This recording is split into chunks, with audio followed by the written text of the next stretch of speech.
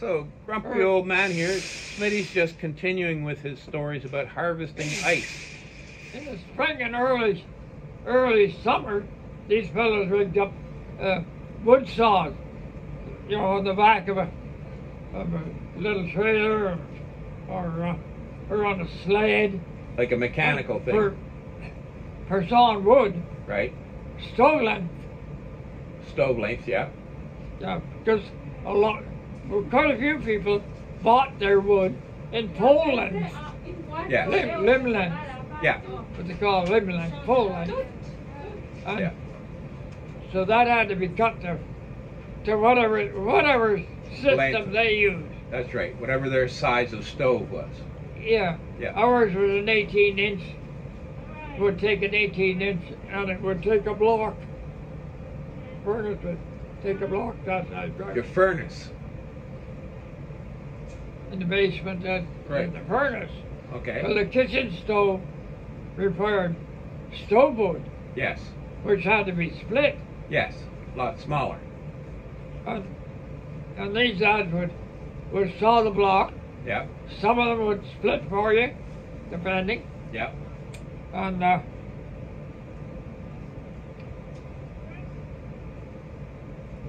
then get it sat out all summer and air dried. Yeah. So you could burn it in the wintertime. Now, were they cutting your own wood, or were they supplying? Some were. Okay, depending on what. My dad cut wood for sale, 4-foot lengths. Right. Body wood. Okay. And got a little bit more for it, and delivered it. Okay. Do that on the snow. Yes. Wintertime. With a sleigh and the horses. And, yeah. Yeah. Cool. Did you Ready guys? to keep them cold? Yeah.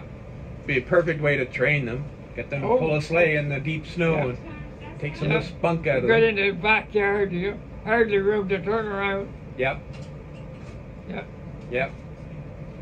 Did you guys have a sugar bush on the property? Operated sugar bush. How many trees did you have? Made 40 gallons of syrup on an average. On an average, okay. Yeah. That was, might have had 500 taps. And that would be for the family's I never use. counted them. Like, would he sell it, or would that just be for the family? Eh? Would you sell it, or would that just be for the family? Most of it was used for family, yeah. 40 gallons wouldn't last that long. You figure it might go through a gallon a week? Well, when you had the honey pot sitting beside it. Oh, okay. She kept bees for his brother. Right. Yes. Because you couldn't transport them. No. From Ontario to Quebec or back. Even then. So you just kept the hives there. Yeah. So we wintered them at our place. Right. Back towards the railroad track up the creek behind the barn. Okay. And they were in a box about the length of that bed. A little wider. That's where they'd be put away for the winter. Yeah. They were with the no styrofoam in those days. Nope. But it was wide enough that you could put 2 boxes in. So there'd be 4 boxes. Right. 4 hives in each box. Right. Just like a trunk. Yeah. Right. And then would you stuff straw in it around it? Metal with a 4-inch space. Okay. And that was where he used shaving rather than sawdust. Okay. Sawdust went in the ice house. Right. And shavings went for the bees. To insulate the bees. Cool. Cool. Because they have to have air. Oh, yeah, I never thought of that. They go to sleep. Yeah, that's right. They need to breathe. So the shavings... So you had to have a little vent at the bottom. Yeah. And make sure that it didn't get iced over with freezing rain. Right. And so check on them about once a week. Cool. I didn't know Sometimes I had to go up at the creek that came down behind the barn. Used to start the water in the fall. A water hole for the cattle are outside. Yeah. Took them, led them up there, and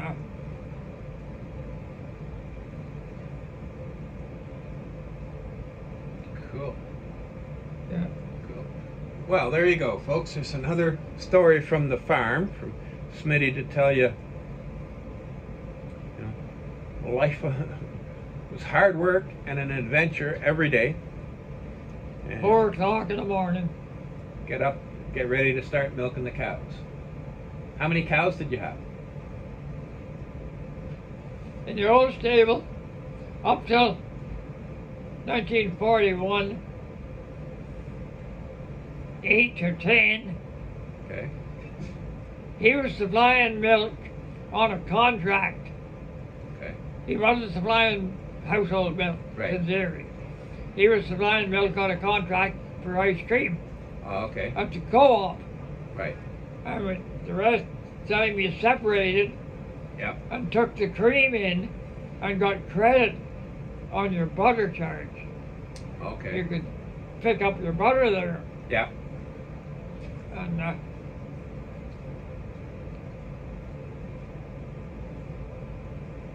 I don't know, there was at least one other farmer, and you'd get a call around Christmas time,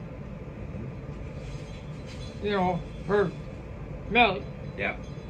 And that was good because then the milk went in every morning. Had to be there for 9 o'clock in the morning. So that got my dad moving. Yeah. And we trying to get a ride to school. Because he's got to take the milk in. Save 2.5 miles. Yeah. So let's get into that. How far was it from your home to the school? 2.5 miles. Yeah. 1.25 miles out the lane. That's right. Half of it was just getting out to the highway. Yeah. Yeah.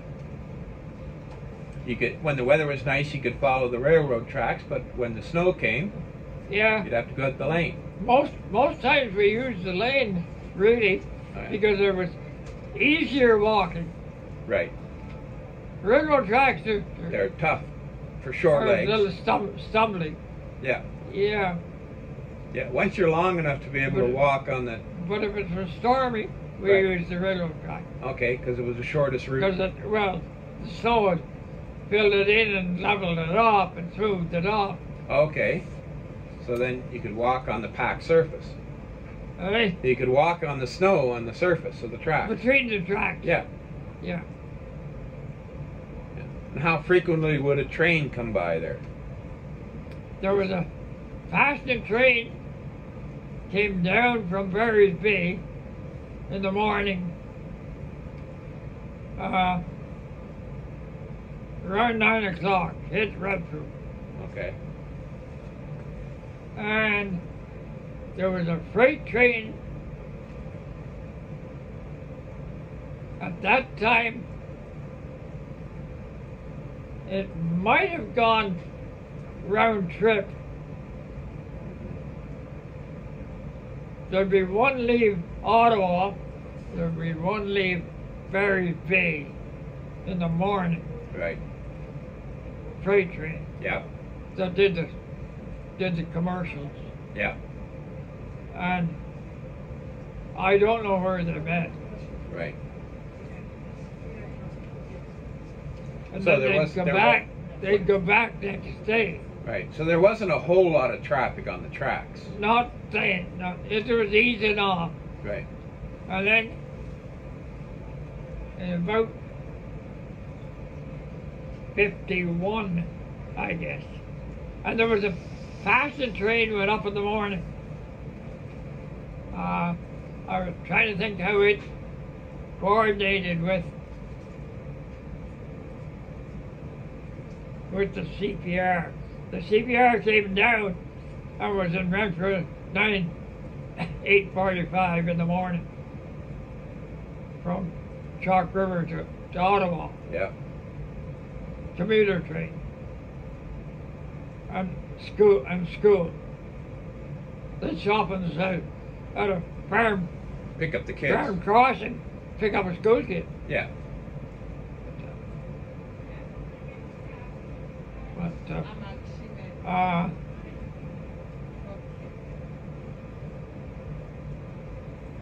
there was one went out of Ottawa in the morning, was in Barry's Bay at noon, turned and came back in the afternoon. I was in school, so I didn't always see it in the afternoon. Yeah. Now, when you were in public school, was that right in that was a wartime. Okay. And then in '51, they took it off and put a bud car on. The same as what they've got now, on a signal. Yes. Yeah. And then by the end of the war, it was down to 4 days a week. Well, for one, there was no gas. Yeah. Now the tracks are gone too. Yeah. Well, that's. Then when gas rationing went up, and the soldiers came back, they didn't want to travel by train because enough of them had survived the Depression. Yeah. They sure as hell weren't going to ride the railroad anymore. Yeah. So they got themselves a cheap army vehicle. And yeah. You wouldn't remember when John Williams had a Bren gun carrier. Yes, I do. Right, I can remember him.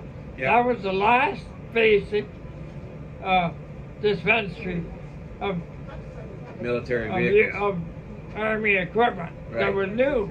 Right. Those were all brand new. Right. Yeah, I remember him bringing it into the village. Oh yeah. Yeah. Make a lot of noise, and then he'd get stopped and be told not to do it again, and then he'd show up another time with it. Yeah. Oh yeah. Yeah. Wait till the cop was gone. That's right. Which wasn't hard to figure out. Yeah. Well, thank you very much for that story. Thank you, everybody, for listening along.